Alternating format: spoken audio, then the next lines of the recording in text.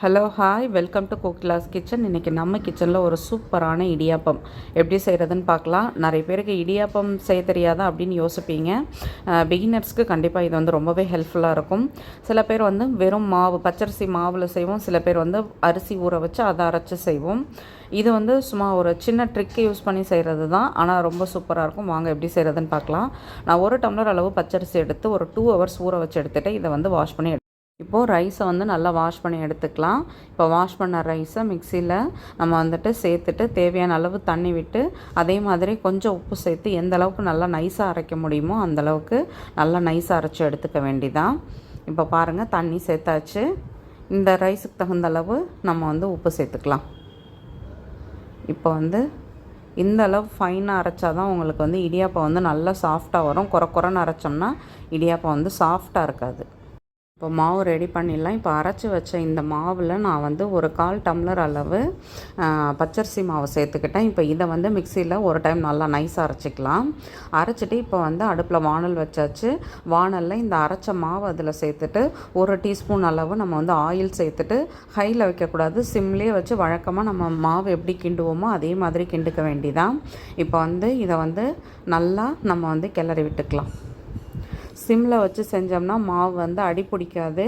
உங்களுக்கு வந்து தண்ணி கம்மியாக இருக்கிறதுனால உங்களுக்கு வந்து அது வெந்து வரும். அதுக்காக தான் நம்ம சிம்லேயே வச்சு செய்யணும்னு சொல்கிறது.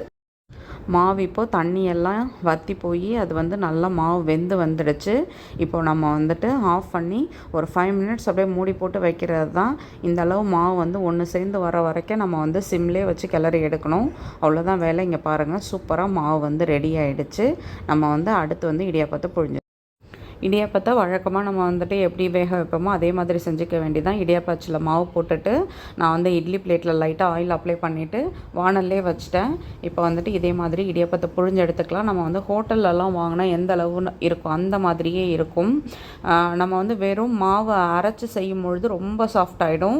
அதே மாதிரி மாவு வந்து பச்சரிசி மாவில் செய்கிறது சில அரிசி சரியில்லைன்னா ரஃப் ஆகிடும். ஸோ ரெண்டுத்தையும் மிக்ஸ் பண்ணி செய்யும் பொழுது உங்களுக்கு பர்ஃபெக்டாக வரும். அதுதான் இதோட சீக்ரெட்டு. நீங்கள் ஒரு டைம் ட்ரை பண்ணி பாருங்கள், ரொம்பவே சூப்பராக இருக்கும். இப்போ நான் எல்லா மாவையும் இதிலே பிழிஞ்சிட்டேன்.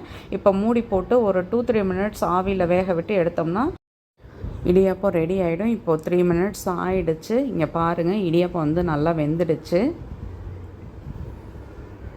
சூப்பராக இடியாப்பம் ரெடி ஆகிடுச்சு. நம்ம வந்து பிளேட்டில் மாற்றிட்டு கொஞ்சம் நேரம் ஆற வச்சுட்டு அதுக்கப்புறம் நமக்கு வந்து ஸ்வீட் வேணாலோ இல்லை வந்து காரம் வேணாலோ எது வேணாலும் செஞ்சுக்கலாம். நான் வந்து இன்றைக்கி ஸ்வீட் தான் செஞ்சேன்.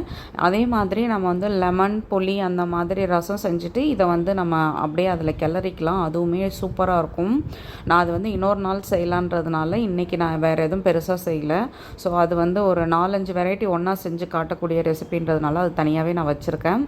இன்றைக்கி வந்து நம்ம வந்து இப்போது இதை பாருங்கள், நல்லா அழகாக எல்லாத்தையுமே உதிரி எடுத்தோம்னா அந்தளவுக்கு அழகாக நூடுல்ஸ் மாதிரி சூப்பராக வரும். மாவு வந்து ரொம்ப தண்ணி ஆகிட்டால் தான் உங்களுக்கு வந்து புழியும் பொழுதே அது வந்து கட்டாயி வரும். இது வந்து நம்ம கரெக்டாக பண்ணியிருக்கிறதுனால நல்லா பர்ஃபெக்டாக வந்திருக்குது.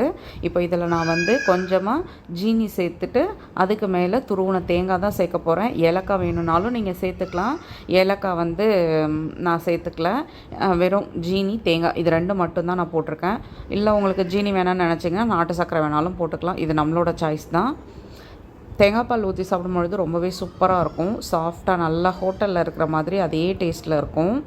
இப்போ வந்துட்டு நம்ம வந்து தேங்காய் வந்து கொஞ்சம் போட்டுக்கலாம். சுட சுட சூப்பராக நம்மளோட இடியாப்பம் ரெடி ஆகிடுச்சு. நீங்களும் வீட்டில் ட்ரை பண்ணி பாருங்கள், கண்டிப்பாக உங்களுக்கு பிடிக்கும். வீடியோ பிடிச்சா லைக் பண்ணுங்கள். என்னோடய வீடியோ உங்களுக்கு யூஸ்ஃபுல்லாக இருந்தால் சப்ஸ்கிரைப் பண்ணிக்கோங்க. மறக்காமல் செஞ்சு பார்த்துட்டு உங்கள் கமெண்ட் சொல்லுங்கள்.